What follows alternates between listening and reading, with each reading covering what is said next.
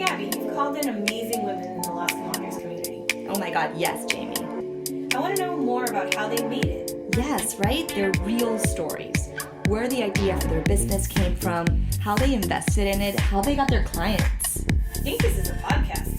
Well, fairy godmother, you're hosting it. Do you dream about me?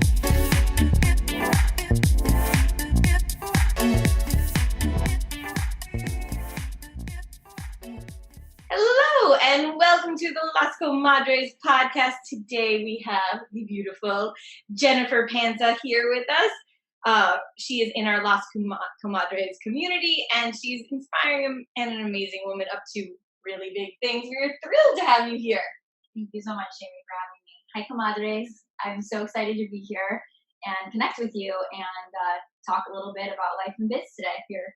Awesome. So we were going to start with some oils and then press record. But today we're like, oh, wait, let's just do this live, man. Yeah, because we were about to start, and I was like, wait, I need to take 3 deep breaths and use essential oils because this is part of my ritual. Before I present or before I do something, I like to just connect in first. So then we thought, oh, this would be actually a really cool tip to share with you guys. So what we're taking is one of my favorite oils to use, which is peppermint. And the reason is because this oil is really great for focus and clarity. And I need that because I'm like all over the place oftentimes. So we just rub our hands together and then we make a little tent underneath our nose and let your energy sink as you breathe in. Just take a slow exhale out of your mouth. Let's do that a couple more times and feel the oil move through your nose. Feel how that breath starts to slow down your heart rate.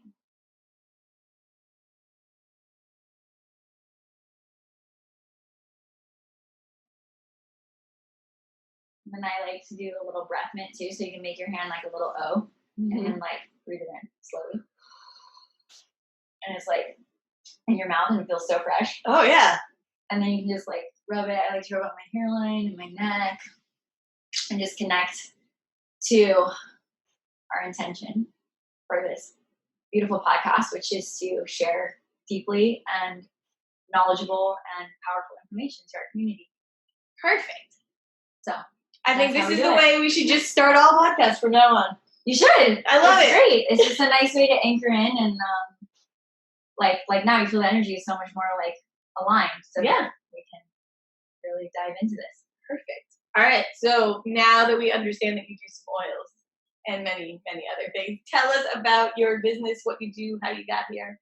Oh my gosh, so many things. But I basically right now I guide people into learning about holistic options for their health and wellness, specifically with yoga, meditation, and essential oil rituals in their life to help them reach their health and wellness goals. And then I mentor health and wellness entrepreneurs to do the same. Amazing. Yeah, it's so much fun. So I started in the health and wellness industry about 10 years ago, just basically practicing yoga, and it started to unfold very organically after I did my teacher training. And I didn't really know what I was doing at all, but I knew that I saw the potential in what could happen. Mm-hmm. And there was a lot of resistance, of course, in terms of like, oh, I'm using my amazing college degree and all of my knowledge to like be a fitness instructor, or like a workout person, which I'm sure you can relate to because you have a similar story, right? So, for me, it was like, okay, I think I can really do this and I think I can really do it well. And there's no way that I'm going to sit in a cubicle, which was the other option. I was like literally applying to like a Governor Mifflin type of position, like at an office selling paper. And I was like, I just can't do that. Like, it's not in my heart. It's not in my soul. So I decided to take the plunge in the world of entrepreneurship. And it's the best decision I've ever made in my life. And it's so cool to have what I've created, which is in a thriving community of people that are changing the world, which is really, really exciting. Amazing. Okay, so you started in yoga. Mm-hmm. Yeah. And you did. So when I first started in yoga, I started teaching some group classes and working for other people and doing a lot of free stuff because that's what you do when you don't know what you're doing, of course. And I very quickly realized that that wasn't going to pay my very expensive whole food bills. And I certainly wasn't going to be able to pay my rent on that. So I started thinking, okay, how can I actually make this a sustainable career? What are the things that I need to do? So that's when I really started exploring the concept of private lessons. And I started to attract private clients. And then once I had a private thriving business, I started, I had enough clients that I was making more over 6 figures. I was doing very well, and people were still calling me to create more classes with me. So I started thinking, okay, how can I now scale up? What is my model for duplication and for expansion? So that's when I started mentoring yoga teachers to teach how to teach private lessons and how to run their business so that they can really, truly step into their power and do exactly what I had done, which is basically go from, I was just a waitress waiting tables and, maybe going to work at the office, to actually running their own business and living a life that they love and writing that. So in that process of expansion, of thinking bigger and thinking, how can I have more impact, spend less of my time doing that, and then also to have time and location freedom, because at the time my love of my life was living in New York. My family's in Chicago and I live here. And I do like to set up yoga workshops, and I do a good job with that kind of a thing. But the energy that goes into it is really time intensive. And for me, that time intensity started to inhibit my freedom. And I realized, like, each time I would, teach a class or do an event, it was always me doing something and then getting paid for it in return. So I started thinking, what are the things that I can do to create residual income, which means that I don't actually have to be there to create the income, and how can I duplicate what I'm doing so that more people have the opportunity? Because I think there's millions of people out there that are looking for a private yoga teacher and are looking for natural solutions for their health. So how can I create a model and a system that's going to support them? So that's when I found the oils. So the oils came to me about 3.5 years ago, more or less. And what happened was I had just kind of liked them. I used them because I thought they smelled good, but I didn't really think they worked. I was just like, oh, oils are cool. Like, yay, namaste, And so I was using them like lavender and yoga and stuff and all the things. But it was really impactful when I had my wisdom teeth out. So I had what's called a dry socket in my tooth, and which is super painful. It's like awful. It's the worst of the worst. So, and I'm super lucky, thank goodness, that I have never had, I did have chronic tendonitis for a while in my feet, which actually led me to yoga. And I healed myself through mostly spiritual things and then also the physical practice. But I never really had pain like that ever.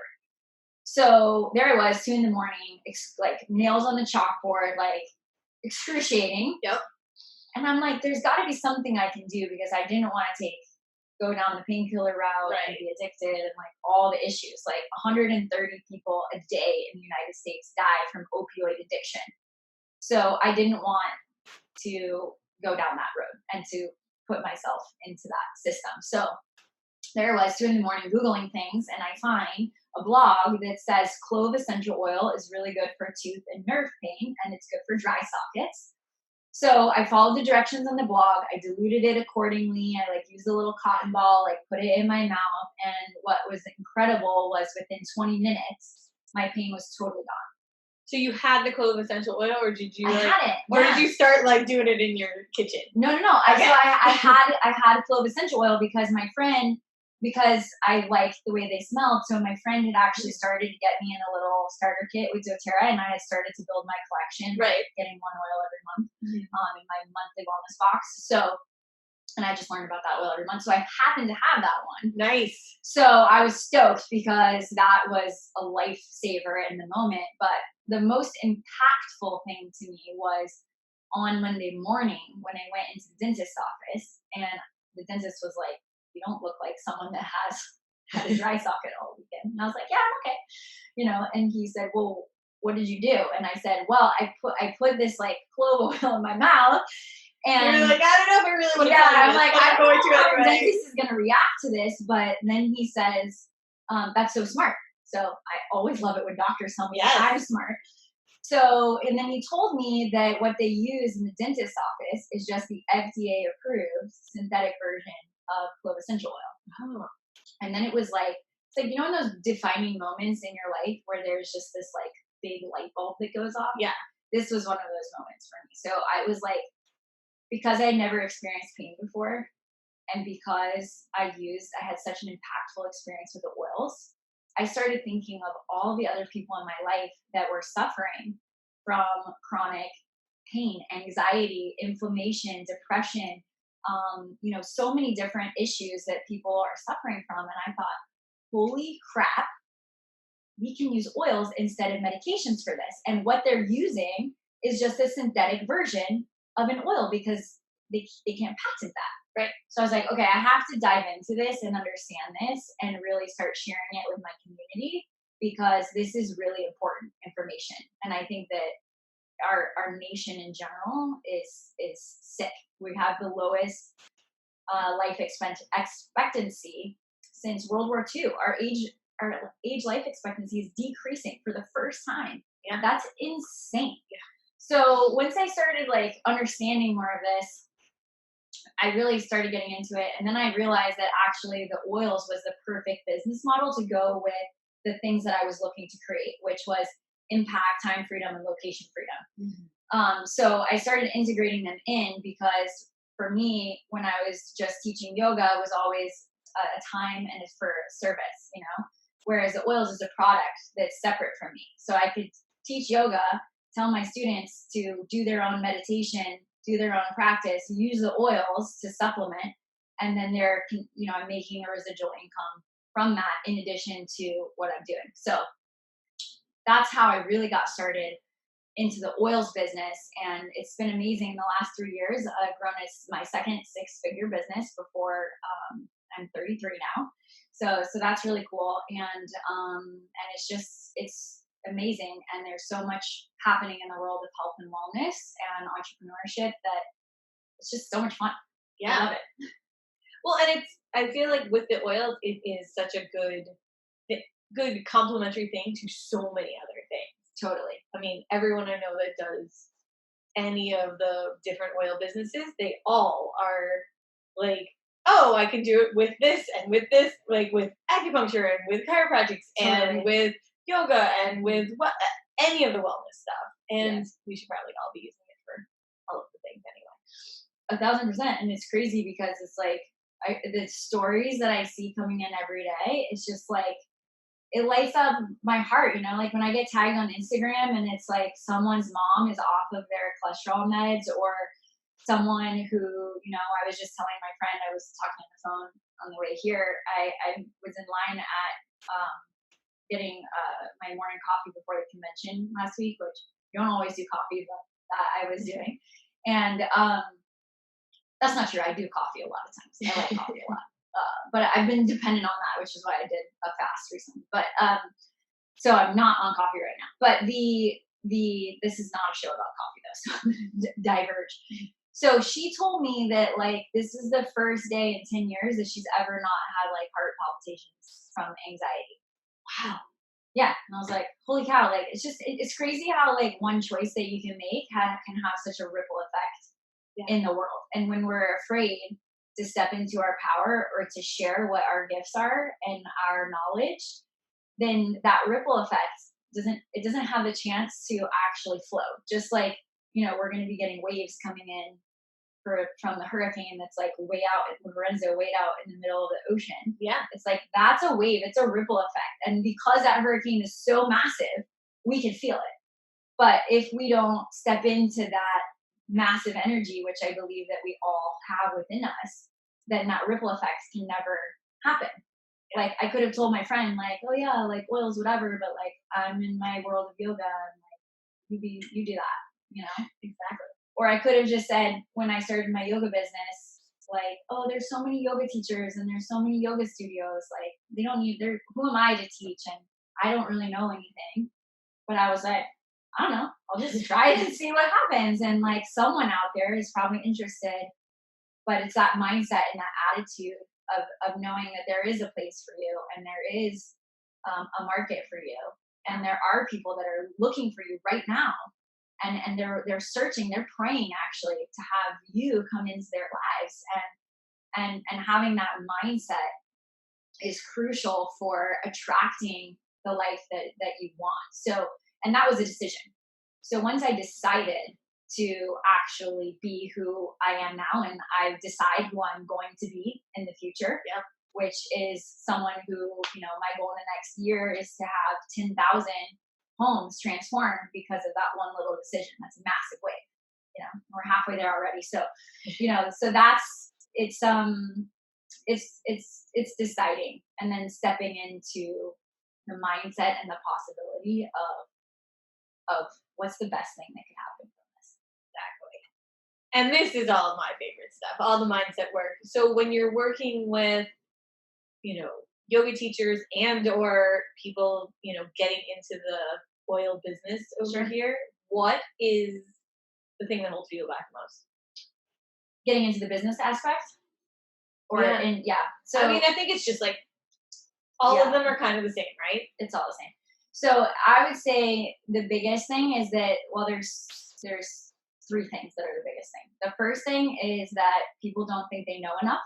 Mm-hmm. They're like, oh, I don't know enough. So their default is to go do another training or another seminar or like some other like educational thing that will help them. Collectors of certificates. Yeah, those guys. Yeah. So that is always, I see that as the biggest excuse, the number one excuse. Don't get me wrong. I think continuing education is fantastic. I think it's incredibly important and valid.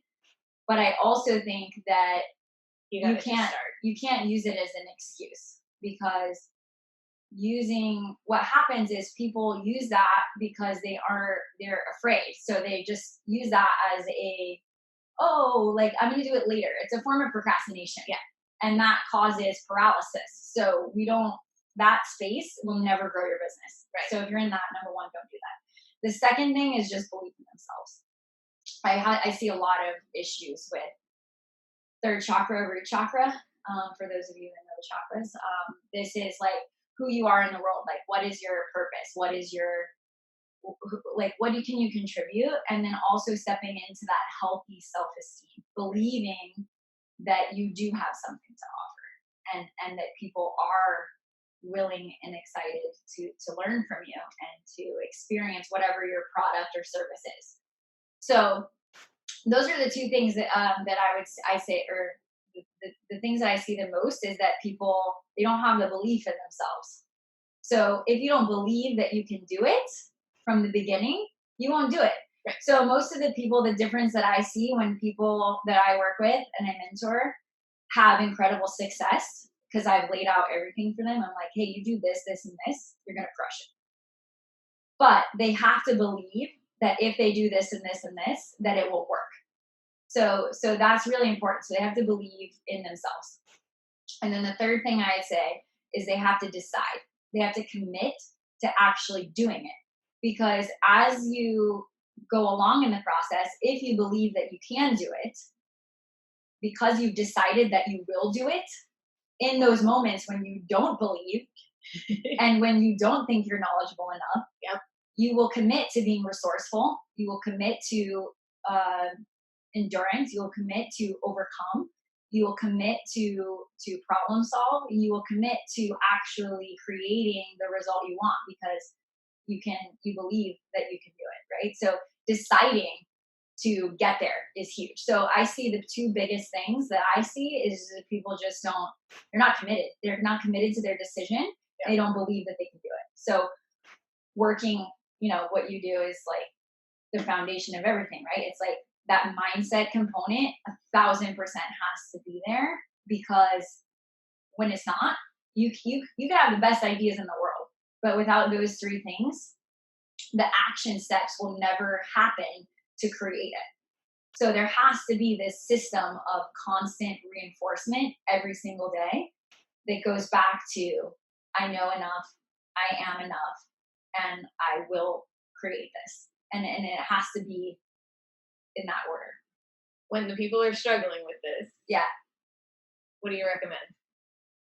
So I think the best thing is to hire someone or work with someone who can get you there. Mm-hmm. I think that the world of entrepreneurship can be quite lonely. Yes. At least for me, that was actually a big reason why I wanted to expand beyond just running my own business, was to have people with me, like a tribe, like Las Comadres. Because, I think that for me, it was like, there I was, like, doing all these amazing things. And then I would come home and I'd be like, I'm awesome. And then it's like, or some days I come home and I'd be like, I'm horrible. Like, what am I doing with my life? Crying on the floor. And like, there's big swings in the world of entrepreneurship. And within the same hour. Within the same hour. It's like, all of a sudden you're like on a cover of a magazine, and the next day, like, you have no clients. And then you're like, oh my God, how am I going to pay my bills? So it's like, there is this roller coaster. And so, having a support system of people that get you and are going to hold you accountable and lift you up is crucial, because it's very difficult to get there on your own. And it's not worth it to do it on your own when you have so many options, and you're going to get there so much faster, and you're going to get there in such a smarter way. It's like, it took me 2 years to like figure out my private yoga system, and I have 10 years of experience under my belt. And then when I get someone that I work with, I'm like, okay, here we go, do this, this, and this. And it's just like, here we go. Like, I messed up everything for a very long period of time to figure out that this is what you do. So I think that, working with someone or with a community that, that's crucial for it. And then the second thing is just, it's the little things that you do every day. It's like those little things. So what I tell my people is, if you're just starting out or if you're working on expanding, what's the one thing that is the most important for you to do today in your business? What's the one thing? It's the most important that's going to move you forward. You just focus on that one thing. Yeah. Just focus on that one thing. You do that one thing every day, your business will continue to grow in an expansive, powerful way. Yeah, definitely. So you built a large community. Mm-hmm. You got a lot of people in there. Yeah. It's awesome. How did you do it? So, I think, again, like I said, the first thing was like the vision, right? Like when I started this, I was like, I want that. Yes. Like, I want a huge community. I want a national, global, expansive tribe, like running together. Like, I imagine us like a flock of birds, and like there's one in the front and then everybody's like flying, right? And then like one ducks out and then goes in the back. Like, that's how I feel like with my tribe, is like, we're all flying and we're like, I'm like, watch out, there's a crazy wind and like this thing's coming. It's like, oh, everyone's like, one person in the front's taking all the flack. Like, right now that's me. I'm like, okay, it's okay, guys, it's okay. And then I get tired, and then like someone else is gonna, take over, and like we work together as a team. So for me, I always had that vision of where I wanted to go. So then it's just every day, what's the one thing I need to do to create that tribe and that team? And, it's a lot of it is, for me, is finding the people who are aligned with my mission and my values, and being really clear on the community that I'm creating, because your vibe attracts your tribe. Yeah. So very early on in business, I realized that there were certain people that I was attracting that I didn't really like working with. And it was kind of like, when you get you get that kind of dread. Yes.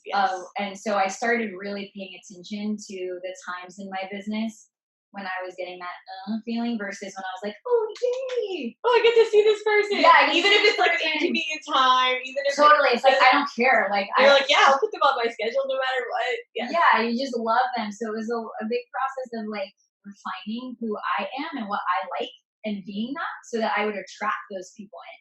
Because, when you have the right people, it's so easy to fly, because everybody's synced together, and then you can actually lift off. But like, if the energy's off, it all comes back to that energy of alignment, whether it's yoga or in your business or within yourself. It's all that alignment and harmony with truth and integrity. So if you have the wrong people, it's like throwing a wrench in the engine, and it's hard to let go, and it's hard to say no to some things because we get familiar with those, or even dependent in those patterns and situations. And they may be a large chunk of our income, which is hard to say no to, but we know in our hearts that that's not where I'm going. Like, I'm going left and these people are going right. And if you want to fly, you've got to let go of the heavy things and the people so that you can lift off. So, and I think that we a lot of times hold on to those like a little bit too long, and then when we let go, we're like, it opens up so much space, and you feel so much lighter, and it's like instantly you and your entire tribe is like, there we go. Oh, okay, like it's so much easier.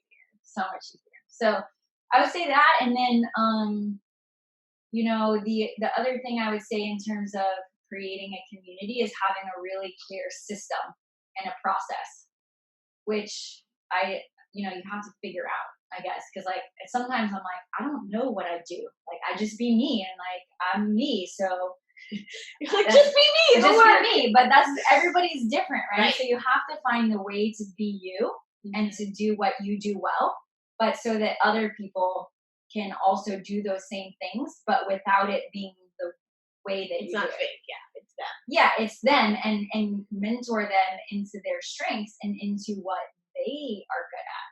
So that, because the way I teach yoga is totally different than the way someone else teaches yoga. Right. So if they're trying to be like me, it's not going to work because, they can't be like me because I'm me. Yeah. Right. But they can be like them, which is even better than me. Right. Like, it's different. It's them, which is fantastic, or, the way that I work with the oils and the way that I built my business is totally different than some of the people on my team who aren't yoga teachers and who don't like have the same structure in their life as me. So, it's creating a system that works within your business of like, here's what we do well, here's why we do what we do well, and then what do you do well, and then how can you do this very well so that this business model works for you.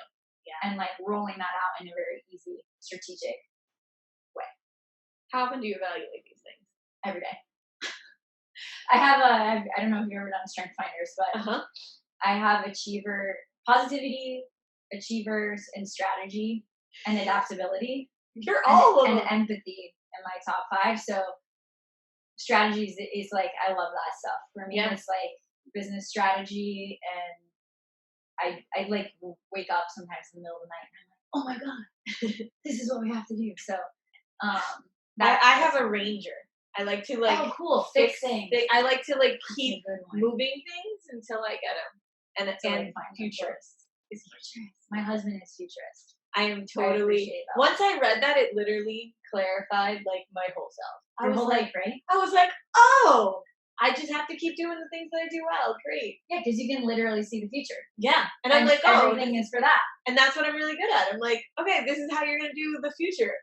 I'm bad at looking at the past. Yeah. And I'm okay at the middle, like right now. Like what's happening. But like, if you want to go all the way, then I'm like, oh.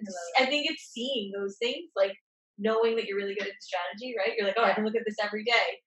Yeah. Like for the people that can't, you're like, here, just take the plan. Right. Well, and you have to find out what they're really good at, because maybe their top one is like competition. And it's like, okay, so like, how are you using competition in your day-to-day habits to push your business forward? So like, if you're competitive, like, are you having a competition with yourself? You need somebody else who's also competition to create a path. Like, okay, we're going to get 10 clients, or we're going to get X amount of increase our revenue by X amount so that you guys can like run together. So, I think it's different for everyone, but I love that you're futurist, because we do. My husband, we're always like planning ahead. He's always like, this and this, like the summer's already planned, and I'm like, what? Like, who cares? Like, we'll just like, we're working in it right now. Like, I don't even know what I'm doing in 3 hours. Like, like I'm waiting for the strategy. Like, I'm like, oh, this person I need to talk to before this person.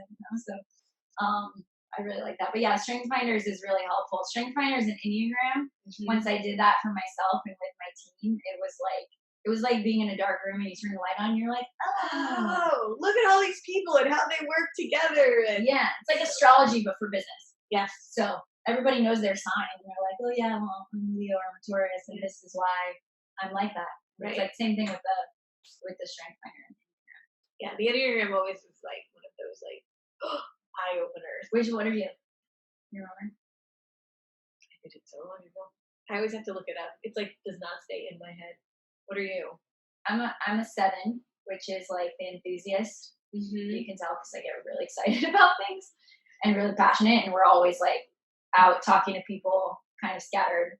Yeah, focused only on fun. We're like the ones that really it's like we chase fun. That's our thing. So we make decisions based on if it's fun or not.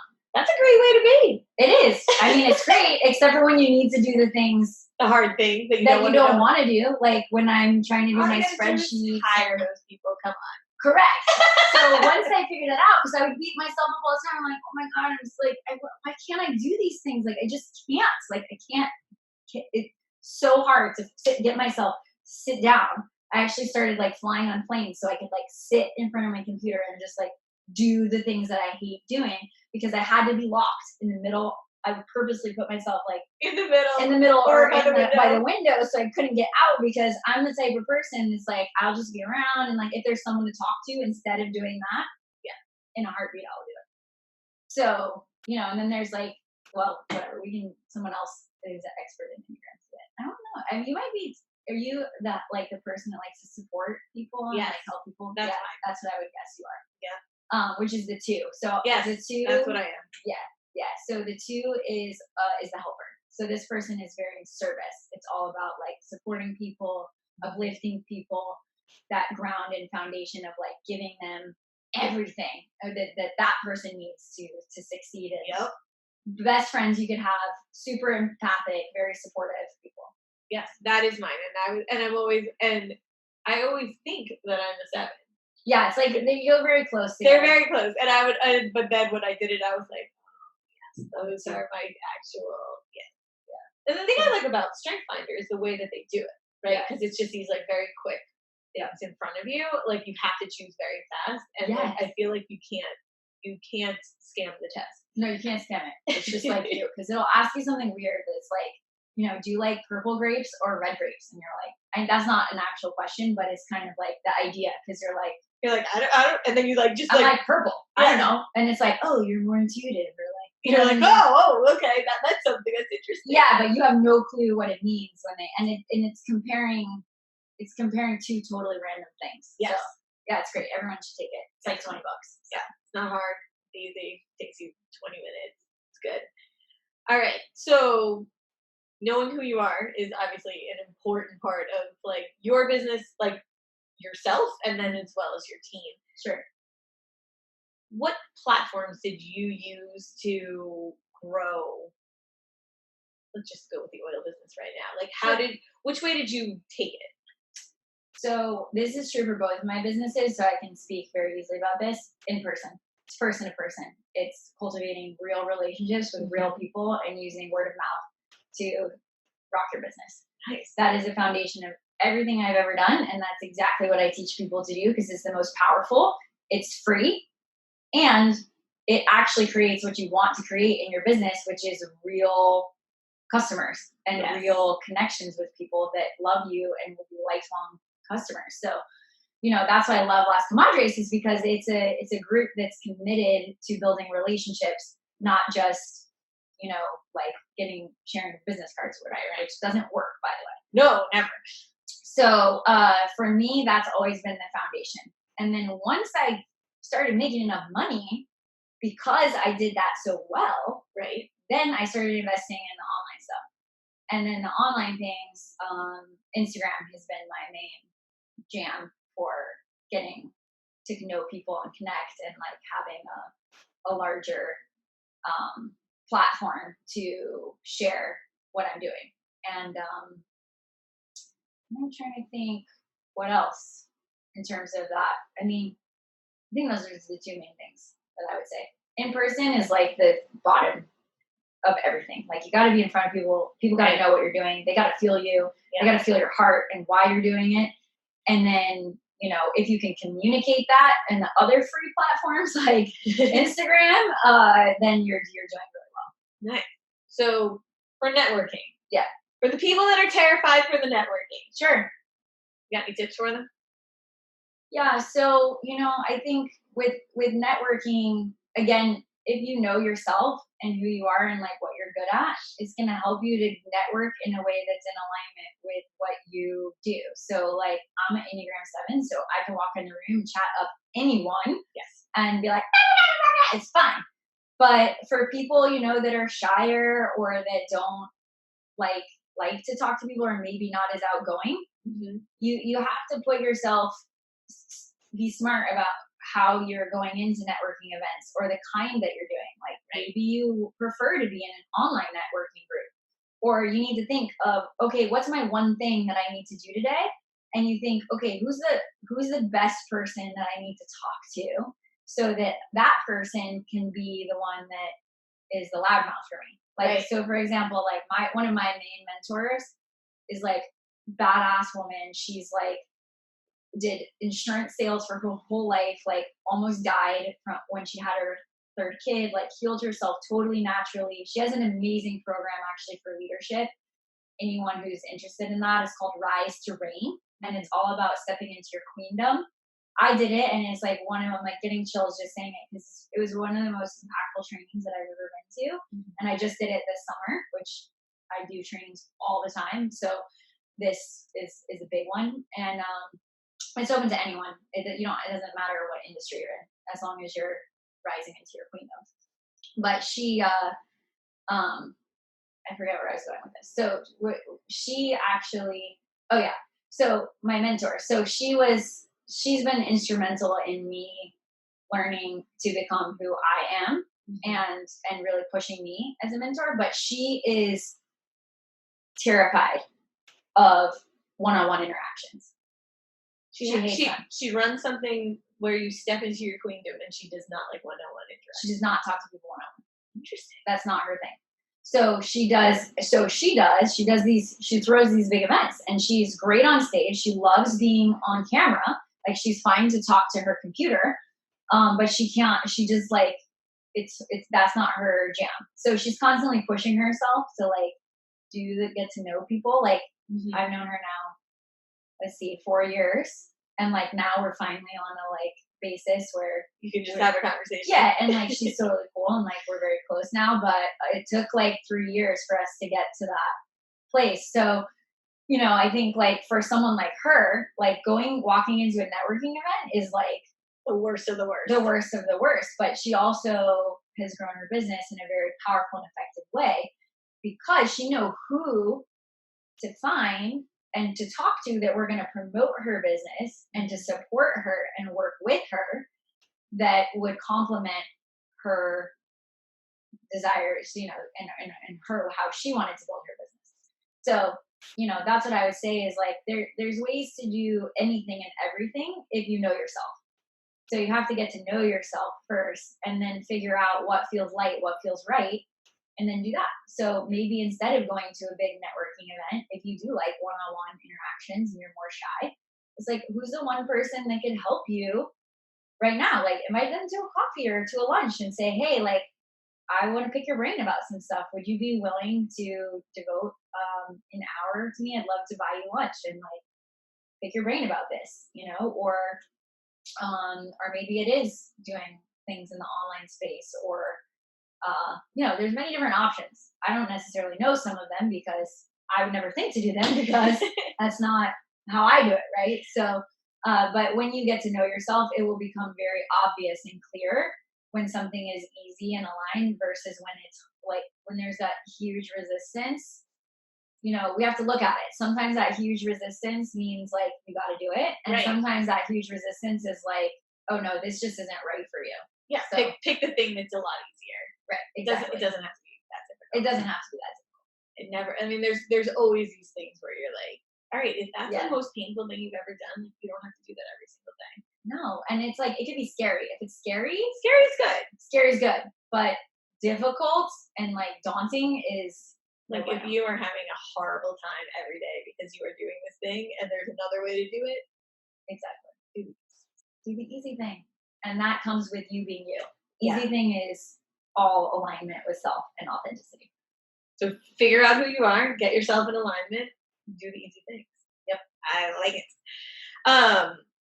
So in the Comadres, we use a lot of the role of community, right? Yes. We are building each other up, and we are always, you have built a beautiful community as well. So what's the role that you think the community kind of takes for entrepreneurs? So I think for entrepreneurs, like I said, because that journey is so lonely, it's nice to share the downs and get support, and it's nice to celebrate the wins. So that's what I love about Las Comadres, and we do this a lot in my organization, is celebrating the small things. So maybe it's like, that person does get out of their comfort zone and they do the scary thing, right? They know it's the one thing that they need to do is the scary thing, and then they do it. And it's like, as an entrepreneur, you want to share that with someone. Yep. So like post it in Las Comadres, or like if you're in my community, we have a WhatsApp group, and it's like you could post it and be like, guys, I did the scary thing, and then you have all these other entrepreneurs being like, yay, or like if you're having a bad day and you're like, guys, this sucks. Like I'm in it right now. I'm crying on my bathroom floor, and I don't know like what I'm gonna do. It's like help. Like what would you do? And what have you done when this is you? Because we've all done. Oh. And having a safe space to be able to share and be supported is really important. Nice. So the word comadre means mother and godmothers, and it's what they call each other.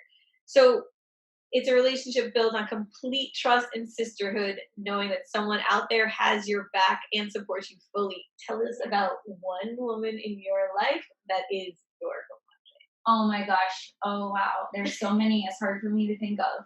I have so many comadres. You can go with more than one if you want. Okay, well, if I have to pick one,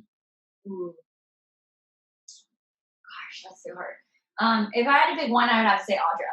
She's my friend that got me started with the oils. Audra Robinson. She lives in Colorado, and she's just become such a pillar of light in my life. And she probably is that comadre for a lot of people. But I know that no matter what, she's like 2 a.m. if some stuff was getting weird, like she would totally be there for me.